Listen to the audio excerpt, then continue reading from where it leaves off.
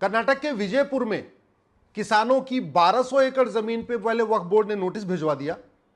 अब जब हंगामा हुआ, पूरे देश में इस पर चर्चा शुरू हुई, तो कर्नाटक के मुख्यमंत्री जी ने अधिकारियों को कहा कि आप अपनी नोटिस वापस ले लो। एक तरफ कर्नाटक के वक्फ मंत्री जगह जगह किसानों की जमीनों पे नोटिस भिजवा के उसको कब्जा करवा रहे हैं, दूसरी तरफ मुख्यमंत्री जी अपनी इमेज ठीक करने के लिए और कांग्रेस की इमेज ठीक करने के लिए वो नोटिस वापस करवा रहे हैं। कई बार तो ऐसे लगता है ये मिला जुला खेल चल रहा है। एक सबसे बड़ी बात यह है कि कर्नाटक में वक्फ मंत्री तो है, लेकिन हिंदू दान मंत्री नहीं है। कर्नाटक में वक्फ बोर्ड तो है, लेकिन हिंदू दान बोर्ड नहीं है। कर्नाटक में वक्फ ट्रिब्यूनल तो है, लेकिन हिंदू दान ट्रिब्यूनल नहीं है। कर्नाटक में वक्फ सर्वेयर तो है, लेकिन हिंदू दान का सर्वे करने वाला कोई नहीं है। ये भेदभाव क्यों हिंदुओं के साथ? और ये तो केवल वक्फ की बात है, कई बार चर्चा हो चुकी है। कानून महाघटिया है, कानून सड़ा हुआ है, संविधान के खिलाफ है। केवल और केवल भारत को इस्लामिक देश बनाने के लिए कानून बनाया था कांग्रेस ने। ऐसे उन्होंने 50 कानून बनाए हैं कांग्रेस ने, जिसमें से लगभग 25 कानूनों को मैंने कोर्ट में चैलेंज किया हुआ है। अंग्रेजों ने जो डिवाइड एंड रूल की पॉलिसी किया था, उसी को कांग्रेस ने आगे बढ़ाया।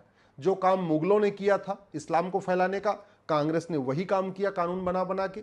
जो काम अंग्रेजों ने किया यहाँ क्रिश्चियनिटी को फैलाने के लिए, कांग्रेस ने उसी काम को भी आगे बढ़ाया कानून बना बना के। तो ये वक्फ बोर्ड, वक्फ ट्रिब्यूनल, वक्फ पैक्ट, ये सारा का सारा केवल और केवल भारत को इस्लामिक बनाने के लिए किया गया। दान अपनी चीज की जाती है, दूसरों की नहीं।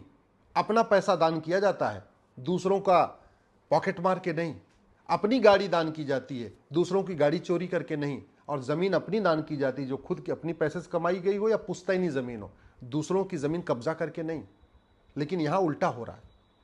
इसलिए मैं बार बार कहता हूं, फिर से कह रहा हूं, बाबर, हुमायूं, तुगलक, गजनी, गोरी, टीपू सुल्तान को वक्फ का अधिकारी नहीं थे, बिल्कुल अधिकार नहीं था, क्योंकि ये जमीन भारत के लोगों की थी, हिंदुओं की जमीन थी। हिंदुओं की जमीन कोई वहशी दरिंदा कब्जा करके उसको दान नहीं कर सकता, वक्फ नहीं कर सकता। आज़ादी से पहले जो 50,000 एकड़ जमीन थी, वो पूरी की पूरी जमीन सरकार के पास जानी चाहिए, केंद्र सरकार के पास जानी चाहिए। और आज़ादी के बाद जो जमीनें हैं, उन सब का ऑडिट होना चाहिए। गरीब आदमी कभी दान नहीं करता। सच्चर कमेटी कह चुकी है मुसलमानों की हालत खराब है, और वास्तव में जो गरीब हिंदू थे वही कन्वर्ट हुए।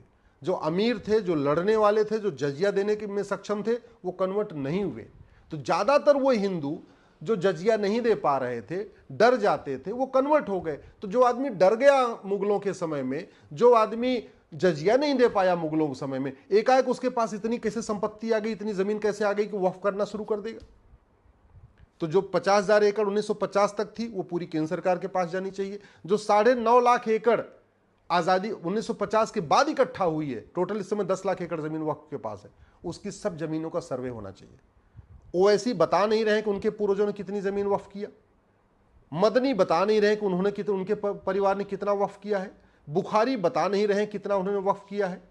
दुरानी साहब बता नहीं रहे उन्होंने कितना प्रॉपर्टी वक्फ किया। अल्टीमेटली दान तो अमीर आदमी करता है ना। अंबानी जी जाते हैं जहां जहां देखो 5-5 करोड़ चढ़ाते रहते हैं, 5-5 किलो सोना चढ़ाते हैं, सबको पता चलता है। तो अगर सलमान खान ने कुछ वक्फ किया है, शाहरुख खान ने वक्फ किया है, सैफ अली खान ने कुछ वक्फ किया है, या अपने बहुत सारे गीतकार भी हैं और भी हीरो हीरोइन हैं मुंबई में जो इस्लाम को मानते हैं, अगर उन्होंने वक्फ किया तो उनको बताना चाहिए। बहुत सारे इंडस्ट्रियलिस्ट हैं, उन्होंने वक्फ अगर किया हो तो उनको बताना चाहिए। लेकिन अगर उन्होंने वक्फ किया है तो मुंह जबानी तो नहीं किया होगा, बाकायदा लिखित में किया होगा। जब लिखित में किया तो कागज दिखाने में क्या दिक्कत है? ये मामला तो वक्फ का है। लेकिन इससे ज्यादा गंभीर मामले की तरफ आज मैं आपको बताना चाहता हूं। बड़े प्लान्ड वे में पूरे के पूरे कर्नाटक को खत्म करने की तैयारी चल रही है। कर्नाटक के प्रत्येक जिले की डेमोग्राफी बदल चुकी है। विश्वास नहीं है तो 2024 में लोकसभा चुनाव हुआ है, इस किसी एक लोकसभा की कर्नाटक की वोटर लिस्ट उठा लीजिए, और 1999 में भी लोकसभा चुनाव हुआ था, 1999 की वोटर लिस्ट ले लीजिए। जनगणना 10 साल के बाद होती है, लेकिन जब वोटर लिस्ट हमेशा अपडेट होती है चुनाव के पहले। लोकसभा का चुनाव होता है तो भी वोटर लिस्ट अपडेट होती है, विधानसभा का चुनाव होता है तो भी वोटर लिस्ट अपडेट होती है, पार्षद प्रधान का चुनाव होता है तो भी वोटर लिस्ट अपडेट होती है। आप कर्नाटक के किसी भी लोकसभा की वर्तमान वोटर लिस्ट 2024 वाली और 1999 वाली वोटर लिस्ट को लेकर कंपेयर करके देख लीजिए कि 1999 में उस लोकसभा में कुल कितने हिंदू थे आज, और टोटल कितने वोटर थे और कितने हिंदू थे, और 2024 में उस लोकसभा में कुल कितने वोटर हैं, उसमें से कितने हिंदू हैं। आपको बिल्कुल स्पष्ट हो जाएगा कि किस तरीके से कर्नाटक की डेमोग्राफी बदल रही है। कर्नाटक की डेमोग्राफी बदलने के लिए 3 तरीका अपनाया गया है। घुसपैठियों को बसाया जा रहा है कर्नाटक में, धर्मांतरण धड़ल्ले से हो रहा है, उनको छूट दी हुई है करने की, और जनसंख्या विस्फोट भी किया जा रहा है। जनसंख्या विस्फोट 22-22, 24-24 बच्चे कर्नाटक में पैदा हो रहे हैं। पूरे भारत में पैदा हो रहे हैं, लेकिन कर्नाटक में भी पैदा हो रहे हैं। कर्नाटक सनातन का केंद्र हुआ करता था। कर्नाटक में एक से बढ़कर एक हमारे ऋषि मुनि पैदा हुए। कर्नाटक में एक से बढ़कर एक लड़ाके पैदा हुए। कर्नाटक में एक से बढ़कर एक स्वतंत्रता संग्राम सेनानी पैदा हुए। इसलिए कर्नाटक की डेमोग्राफी बदलने के लिए 3 तरीका अपनाया गया है: धर्मांतरण, घुसपैठ, जनसंख्या विस्फोट। और चौथा तरीका जो कर्नाटक को बर्बाद करने के लिए किया जा रहा है, कर्नाटक के स्कूल में, कॉलेज में, यूनिवर्सिटीज़ में, law college, medical college, science college, art college, commerce college, सब में बड़े प्लान्ड वे में वहाँ पे ड्रग फैलाई जा रही है। एक बार हमारा यूथ जब नशेड़ी हो जाएगा, फिर वो पोर्नोग्राफी में घुस जाएगा, फिर सुबह से लेकर शाम तक रील देखेगा, सोशल मीडिया देखेगा और ड्रग के नशे में रहेगा, तो फिर आगे वो बर्बाद हो जाएगा। उसको क्या फ़र्क पड़ता है कि हिंदू खत्म हो जाएंगे, हिंदू बचेंगे, आगे क्या होगा क्या नहीं होगा, उससे कोई फ़र्क नहीं पड़ता। और मैं आपको बहुत जिम्मेदारी के साथ कह रहा हूँ, एक बार अपने लोकसभा क्षेत्र की वोटर लिस्ट जाके देख लीजिए। डेमोग्राफी 25 साल में तेजी के साथ बदली है। आपके बागरकोट की भी डेमोग्राफी बदल गई है, आपके बेंगलोर की भी डेमोग्राफी बदल गई है, आपके बेलागावी और बेलारी की डेमोग्राफी बदल गई है, आपके बिदय और विजयपुरा की डेमोग्राफी बदल गई है। कर्नाटक में आप जाके देख लीजिए, आपके चिकमंगलुरु की भी डेमोग्राफी बदली है, चित्रदुर्ग की भी डेमोग्राफी बदली है, दक्षिण कनाडा और देवनगिरी की भी डेमोग्राफी बदली है। मूल कारण घुसपैठ, धर्मांतरण, जनसंख्या विस्फोट। आपके धारवाड़, कलबुर्गी, हसन और हावेरी की डेमोग्राफी बदल गई है। मूल कारण घुसपैठ, धर्मांतरण, जनसंख्या विस्फोट। आपके कोलार, कोपल और मांड्या की डेमोग्राफी बदल गई है। मूल कारण घुसपैठ, धर्मांतरण, जनसंख्या विस्फोट। मैसूर, जो इतना पवित्र स्थान रहा है हिंदुओं का, उस मैसूर की डेमोग्राफी बदल गई है। मूल कारण घुसपैठ, धर्मांतरण, जनसंख्या विस्फोट। आपके रायचूर, शिवमोगा, तुमकुर की डेमोग्राफी बदल गई है। आपके उडुपी और उत्तर कनाडा की डेमोग्राफी बदल गई है। विजयनगर का तो हाल आपको बता दिया कि किस तरीके से 1200 एकड़ जमीन किसानों की कब्जा हो रही है। विजयनगर की डेमोग्राफी बदल गई है। यादगिरी की डेमोग्राफी बदल गई है। कर्नाटक का कोई ऐसा जिला नहीं है जिसकी डेमोग्राफी नहीं बदली है पिछले 25 सालों में। कर्नाटक का कोई ऐसा लोकसभा क्षेत्र नहीं है जिसकी डेमोग्राफी पिछले 25 साल में नहीं बदली है। कर्नाटक का कोई ऐसा विधानसभा क्षेत्र नहीं है जिसकी पिछले 25 साल में डेमोग्राफी नहीं बदली है।